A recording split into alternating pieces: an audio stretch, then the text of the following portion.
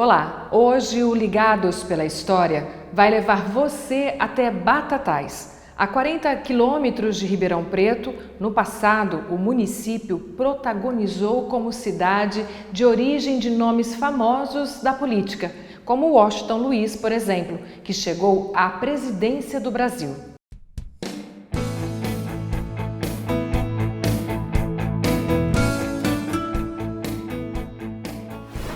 De Ribeirão Preto a Batatais, a estrada é uma reta só. Brodowski fica no meio do caminho. A proximidade entre esses dois municípios garante que a história do artista Cândido Portinari seja contada também em Batatais. Mas como veremos, essa é só uma das curiosidades dos batataenses.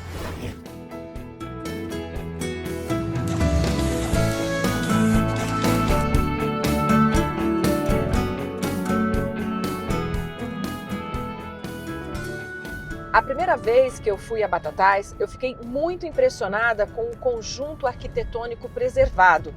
Dos prédios públicos, como por exemplo a Casa de Cultura, até os bens privados, no caso as residências, é um referencial dessa cidade. Mas isso eu vou te mostrar já já. Um passeio pela cidade e os exemplares arquitetônicos que revelam o tempo podem ser vistos um a um. Alguns mais preservados do que outros, mas juntos formam um conjunto expressivo.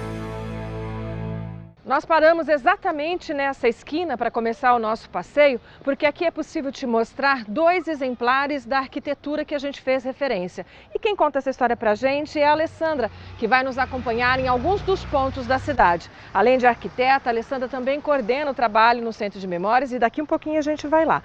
Mas queria falar um pouquinho sobre esse referencial arquitetônico, importante para a cidade, né? Muito importante, Adriana. Batatais tem várias fases da história que a gente consegue perceber pela arquitetura. Então, antes da proclamação da República, havia um código de posturas que definia várias coisas da cidade, inclusive como as casas deviam ser construídas. Então, as casas mais centenárias que a gente tem, né, as primeiras residências foram construídas no entorno da igreja matriz, né, do santuário atualmente, e elas são construídas na testada do lote, elas não possuem jardim, elas têm uma simetria, né? A porta no centro, janela de um lado, janela do outro.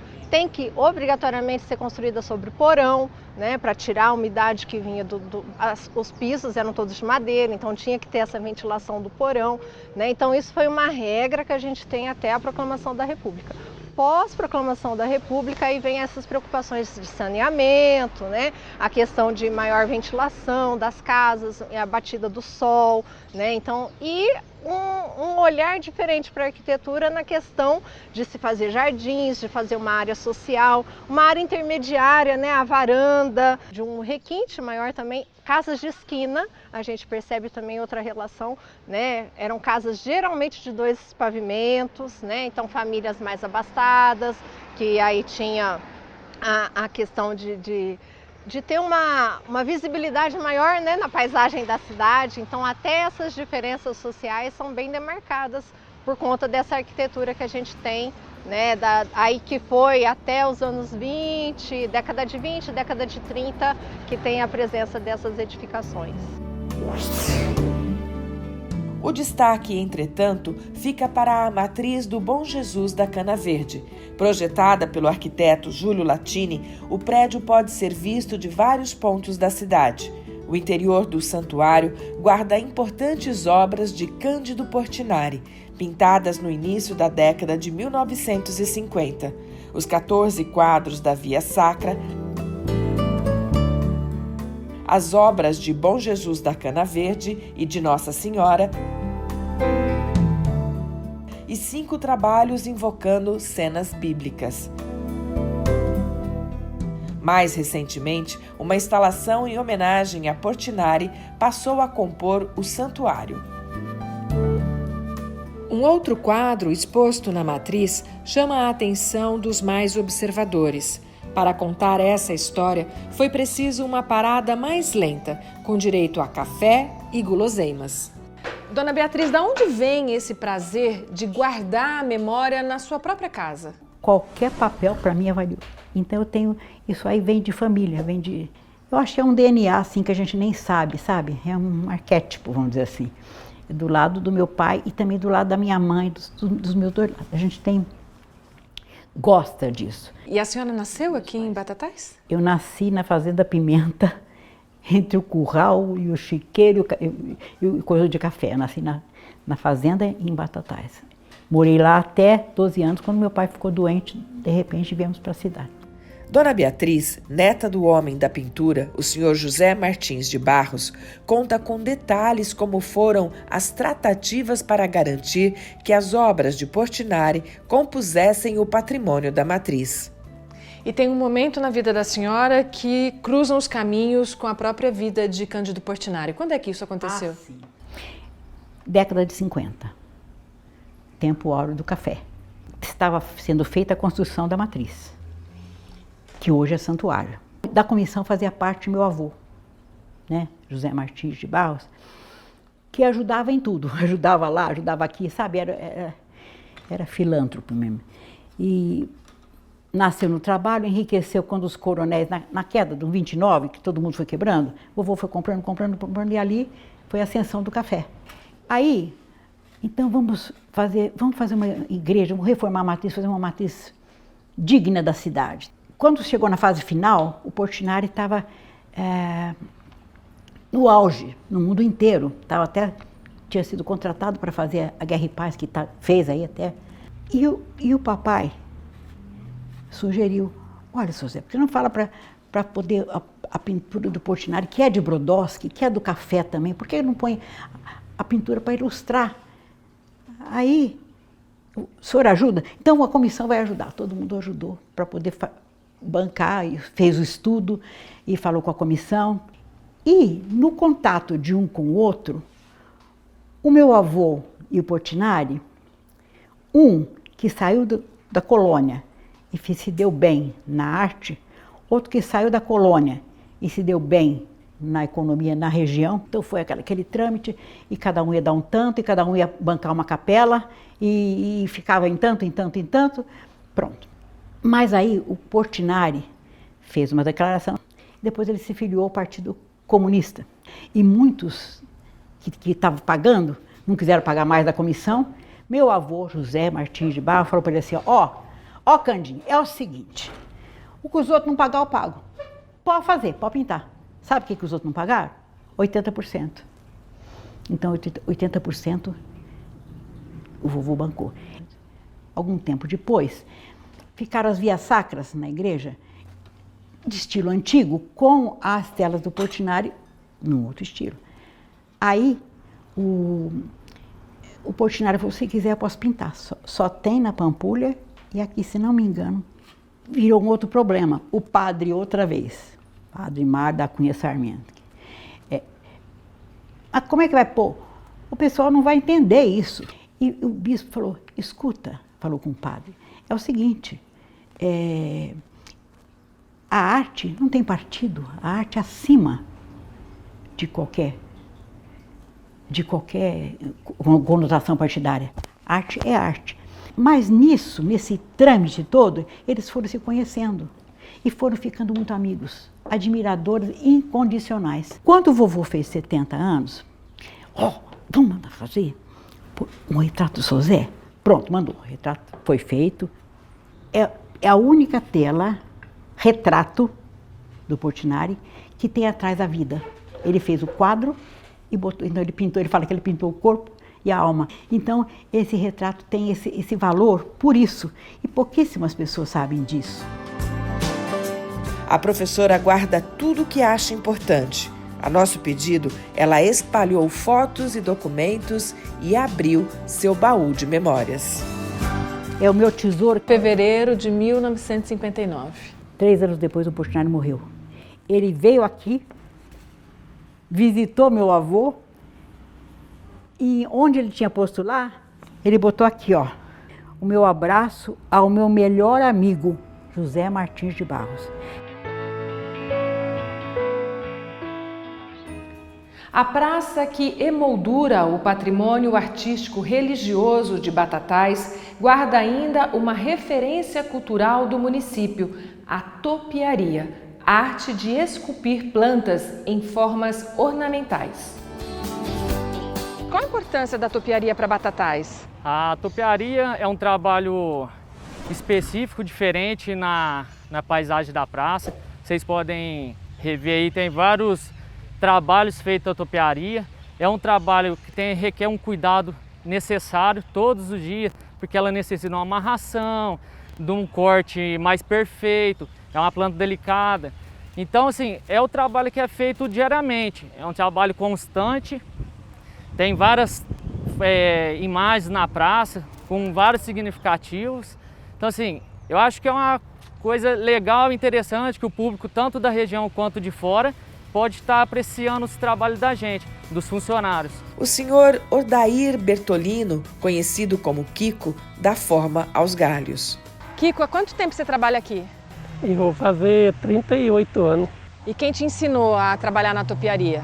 Na época eu trabalhei o Paulo Berga junto, né? Então a gente foi aprendendo. No começo também ele não tinha ele, mas a gente fazia também, né? E isso é importante para a cidade? E muito. É muito importante para a cidade, porque é uma coisa que quase não existe para o outro lado, né? Aí você gosta de fazer isso? Sim.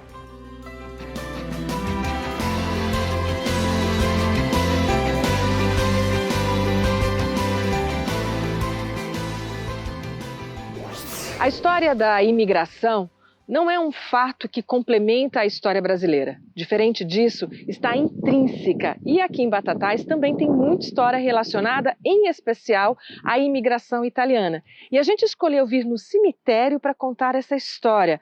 Qual a relação, Alessandra? Olha, a economia principal da cidade, né, foi o café durante muito tempo, do final do século XIX até os anos 30. E após o final da escravidão, a gente teve uma grande vinda de imigrantes italianos para a cidade. E depois desse período, a gente teve a continuidade da vinda desses imigrantes, até enquanto já empreendedores, comerciantes, arquitetos, muitos arquitetos, construtores, na época era engenheiro, arquiteto, muitos deles vieram aqui para a nossa cidade. E no cemitério a gente guarda um pouco desse modo de fazer, essa arte tumular, é isso? A arte tumular, aí não só da cidade, como da região. A gente tinha grandes escultores de mármore Carrara, né, de várias áreas, assim, a gente tem de Ribeirão, tem de Batatais, e que a última morada, né, assim como tinha o capricho na arquitetura, tinha também esse capricho, essa devoção, às vezes até essa crença de que quanto maior o túmulo, mais próximo se chegava do céu, né? Então toda essa referência artística e cultural e religiosa está presente aqui em alguns túmulos do cemitério. Então a nossa visita no cemitério é mostrar para você essa arte tumular que foi muito influenciada pelos artistas italianos que vieram para Batatais. Vamos lá!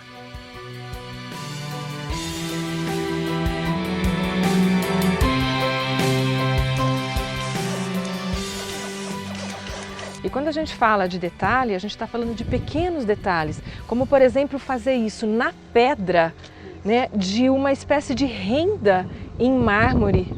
E que o próprio tempo você vê que já vem corroendo esse mármore Carrara, né? E além disso, existe toda uma simbologia do que representava. Então, assim, a mulher, né, no pé dessa cruz, com essa cabeça preocupada, ou às vezes é um anjinho que tiver com a cabeça assim abaixada, é uma preocupação se o ente querido chegará aos céus. Né? Então havia até essa, então com certeza aqui uma viúva, né, e que tem essa preocupação pós a passagem do marido, né, se ele vai conseguir ascender aos céus. Né? E a pessoa encomendava essa escultura para incluir no túmulo? Sim, encomendava com a mensagem que gostaria de deixar nessa representação final. E de onde vinha o mármore, o fornecimento? O mármore vinha da Itália. Vinha da Itália especialmente para fazer as esculturas. As esculturas. Alessandra chamou a atenção para uma curiosidade da Rua da Matriz. De um lado está o hospital, onde para muitos a vida se inicia. E do outro extremo, a entrada do cemitério, onde tudo se conclui. De volta ao cemitério, um túmulo chama a atenção, não pelas esculturas de mármore, mas pelos dorsos de livros. José Olímpio, um dos maiores editores brasileiros, nasceu em Batatais. Para quem gosta de livro, estar nesse espaço é um privilégio. Quantas obras compõem esse acervo hoje na totalidade, somado o que já era, né, dessa unidade e o que a Prefeitura doou? Nós temos cerca de 2.800 obras aqui, todas do acervo pessoal de José Olímpio, que foram doadas a Batatais. E qual a importância de José Olímpio nesse cenário cultural, não só do município de Batatais, obviamente, mas do próprio país como um todo? José Olímpio foi um dos maiores editores de livros do Brasil entre as décadas de 40 e 50. Então ele teve uma contribuição imensa para a história da literatura nacional. Ele publicou grandes autores como João Guimarães Rosa, Carlos Drummond de Andrade, Manuel Bandeira, e todos eram amigos pessoais dele e que tiveram suas obras colocadas nesse acervo, né, dele, e sempre com dedicatórias, eram obras carinhosamente dedicadas a ele. Essa doação, quando chega para o município, uma parte, a outra parte para vocês, foi doada diretamente pelo José Olímpio? Sim, ele doou em vida ainda, uma parte do acervo para o Claretiano, que na realidade na época era a Faculdade de Ciências e Letras, Filosofia, Ciências e Letras, e também doou outra parte do acervo para a Prefeitura de Batatais. E o que a gente tem nesse acervo de referencial? Nós temos o Grande Sertão Veredas, de João Guimarães Rosa, A Rosa do Povo, de Carlos Drummond de Andrade, Antologia Poética, do Manuel Bandeira. Nós temos as obras de Graciliano Ramos, todas as obras de Raquel de Queiroz. Todos esses autores foram editados por José Olímpio, fizeram essa doação desses exemplares para o acervo pessoal dele, então um acervo pessoal ainda mais valioso. Temos uma obra aqui do Carlos Lacerda, que era um político, na verdade, muito influente, importante na história brasileira, né? Palavras e Ação, também com dedicatória a José Olímpio.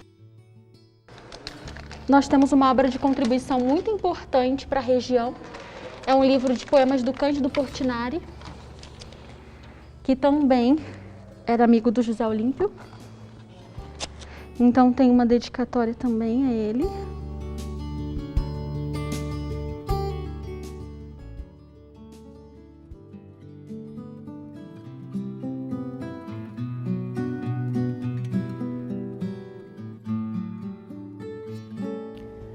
Hora da Ave Maria. Hoje, o Rio de Janeiro vibra, desde as primeiras horas do dia, em explosões de revolta e patriotismo, diante dos vários navios brasileiros, tais como o vapor Baebandi, Itagiba, Arara, posto a pique desde 15 de agosto até ontem à tarde, em pleno litoral do Brasil, onde pereceram indefesas 972 pessoas, entre homens, mulheres, crianças, e foram salvos 1.521 tripulantes. Também todos os estados se manifestam igualmente, levando um protesto idêntico à Sua Excelência Dr. Getúlio Dornelles Vargas, digníssimo chefe da nação. Em sinal de pesar, o comércio fechou suas portas às 16 horas, atendendo ao apelo da Rádio Tupi, que vem irradiando ininterruptamente o noticiário de guerra para todo o país. Assim escreveu em seu diário no dia 18 de agosto de 1942 a enfermeira voluntária Altamira Pereira Valadares, a criadora do Centro de Documentação que leva seu nome em Batatais. Alessandra, por que a história da Segunda Guerra é importante para Batatais? 73 mulheres brasileiras que vivenciaram a Segunda Guerra Mundial e uma delas nasceu em Batatais, viveu em Batatais e depois mudou para o Rio de Janeiro, se voluntariou para a FEB e ainda depois, quando termina a guerra, continua no Rio e desde a ida dela para o Rio até o retorno dela para Batatais, é uma pessoa que sempre foi muito voltada para registrar a história que ela estava vivendo. E ela tinha essa noção de que essa história mundial também ia ter uma relevância maior. A gente teve a oportunidade de fazer o diário dela, transcrever o diário dela no blog, que está disponível. Foi dia a dia a gente publicava o diário de acordo com a data que estava acontecendo lá na Segunda Guerra. O diário dela, o finalzinho, a última página aqui, observação, continuação, caderno amarelo, tal, não sei o que, né? Porque aqui a data desse daqui, abril de 45, ainda nem terminou mesmo oficialmente a Segunda Guerra, né? E aí foi mais uma saga, aí a gente encontrou com a sobrinha o segundo diário. Porque diário é isso, né, gente? Não é só escrever, a gente vai pondo coisinhas junto, né? Aí esse daí começa... É a sequência desse. É a sequência. E aí no final ela termina esse. Aí ela tá aqui no Brasil já e não parou de escrever. Esse quadro é de autoria da Altamira, né? Ela que montou.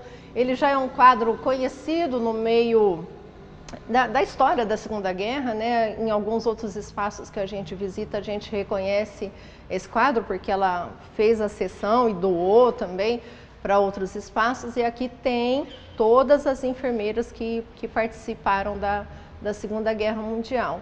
Para ir para a Itália, eles demoraram 15 dias, né? Ela foi fazendo baldeação de voos aéreos. Então, da África, ela trouxe até a areia do deserto do Saara, a lama do Vesúvio, quando eles chegaram em Nápoles, né? Toda a permanência dela foi na Itália, então ela comprou bastante desses postais, né? Que eles têm uma variedade grande aí dos monumentos, né? Do patrimônio italiano.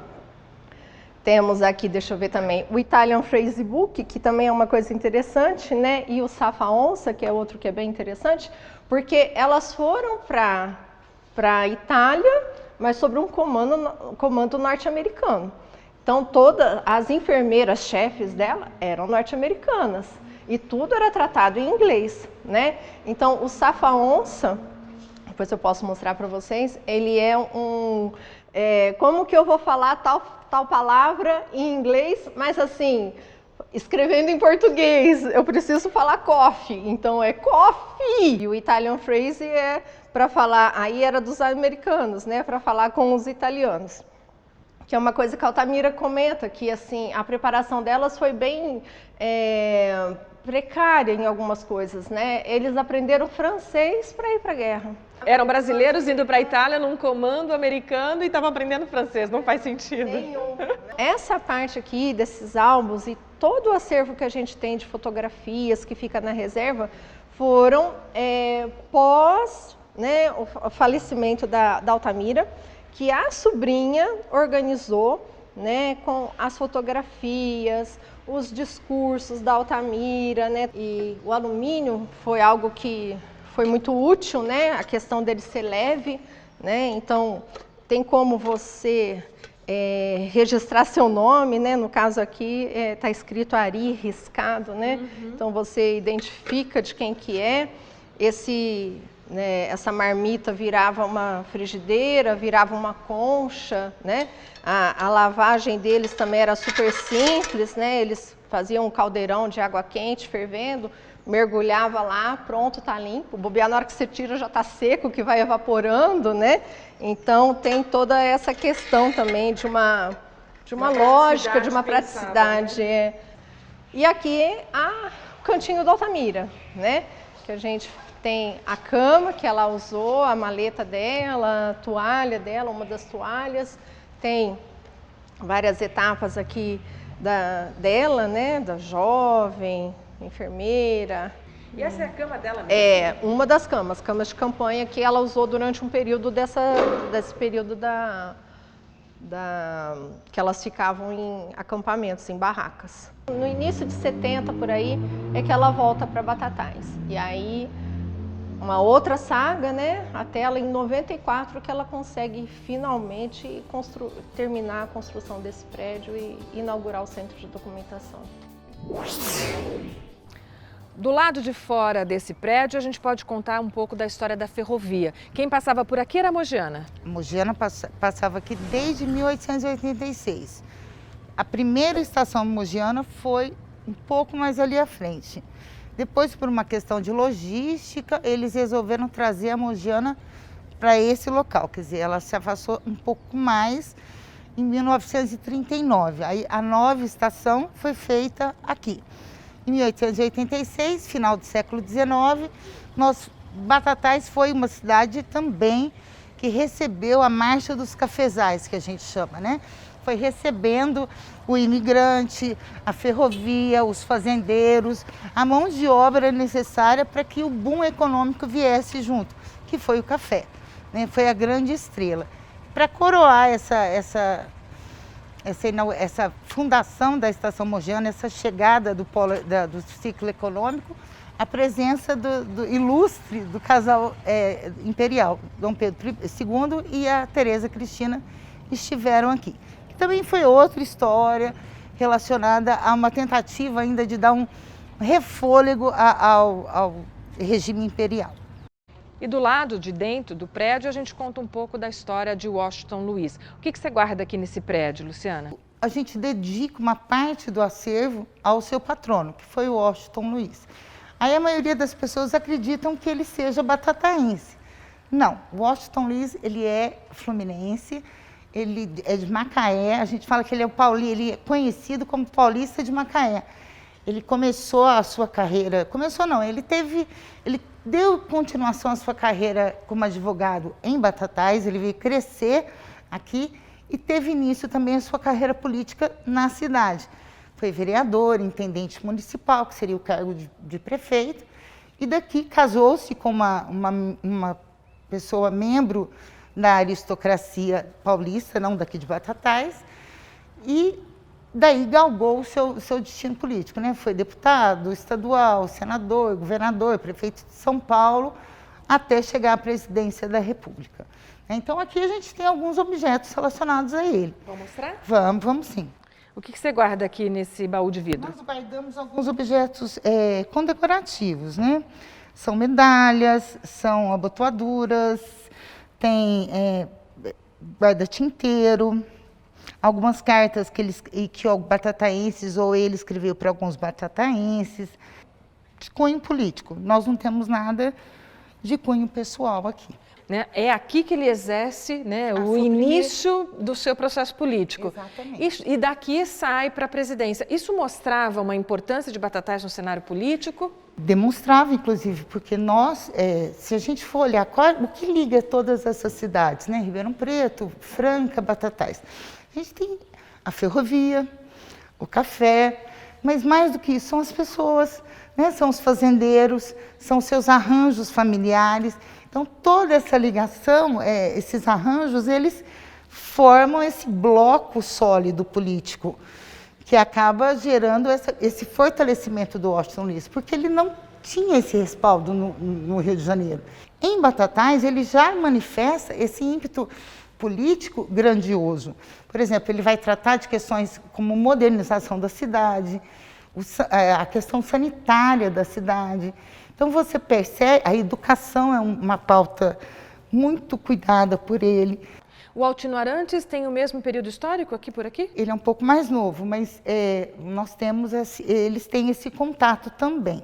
Esse contato político eles têm.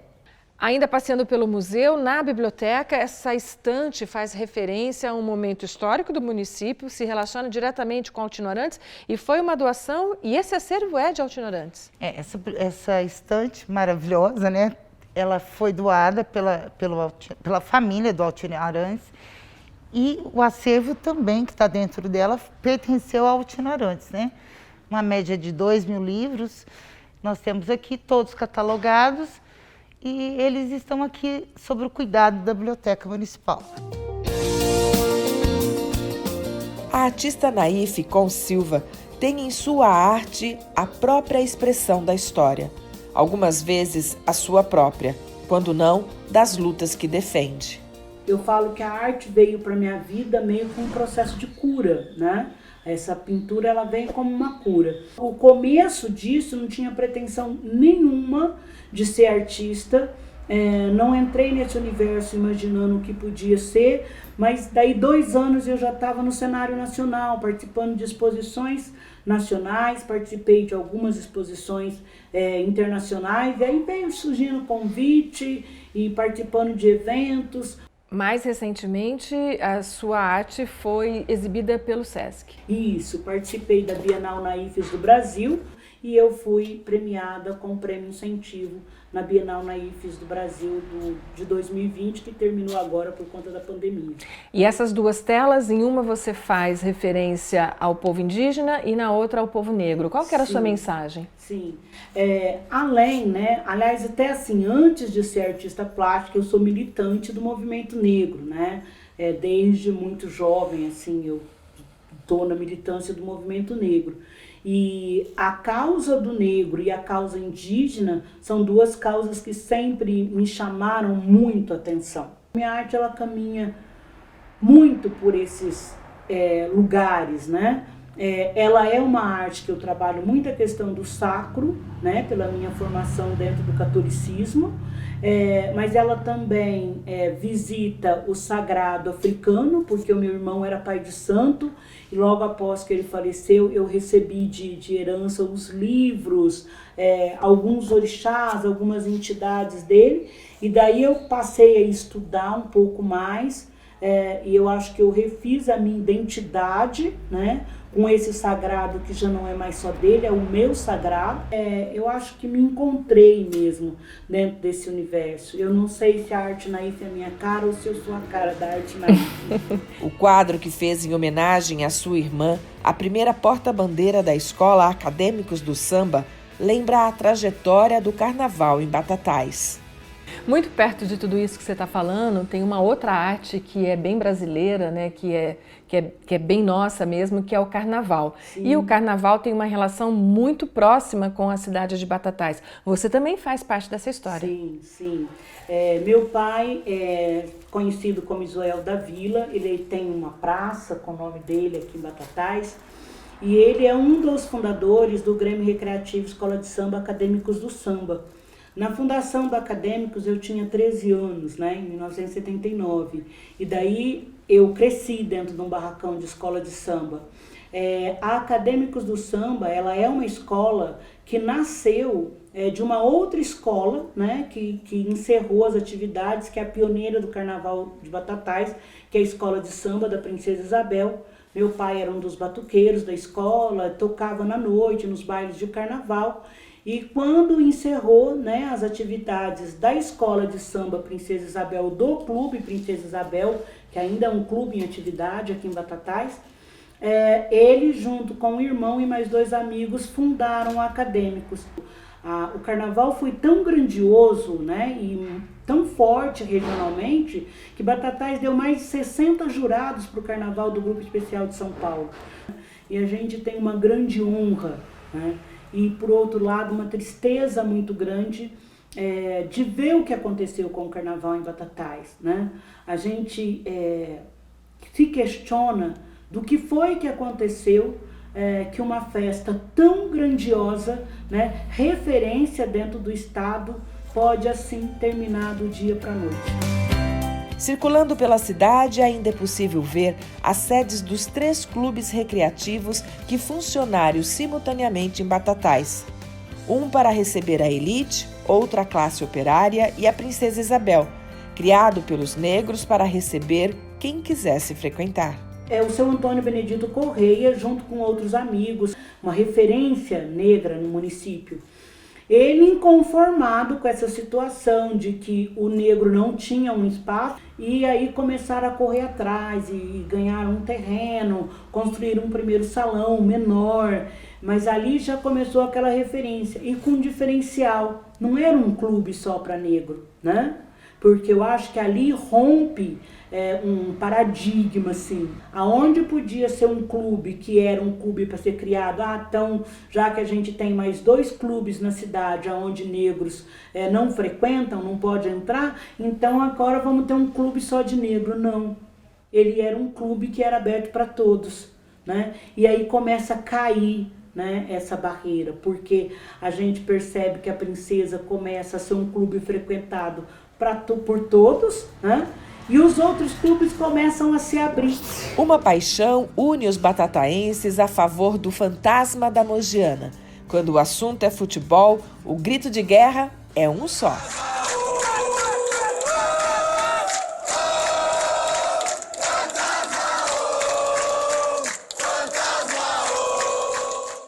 E por que fantasma da Mogiana?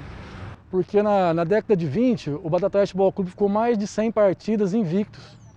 Aí foi criada essa, como aqui era a linha de ferro da Mogiana, né? Então falou assim, aonde a linha do trem passava, o Mogiana passava, o Batatais assustava todos os clubes dessa região, então era o fantasma da linha Mogiana. Daqui saíram nomes que compuseram a própria seleção brasileira. Isso também impacta na história do futebol do município. O Batatais Futebol Clube é um orgulho da cidade, né? É um dos maiores patrimônios histórico, cultural, esportivo e turístico da cidade. E para conseguir esse reconhecimento, esse orgulho da cidade, foram acontecendo algumas coisas durante sua história que o fizeram grande dessa forma. E um desses orgulhos são os 3 jogadores que estiveram na seleção brasileira não para disputar amistoso, que seria uma honra também, disputar um amistoso, uma Copa América, uma Sul-Americana. Mas 3 jogadores da cidade que estiveram disputando Copa do Mundo. Baldock, o goleiro? O goleiro Batatais, que mais tarde veio jogar no Fluminense. O Zeca Lopes, que era o ponta-direita, que depois foi jogar no Comercial e no Corinthians. E o zagueiro Baldock, que jogou no Batatais, Botafogo de Ribeirão e no Palmeiras.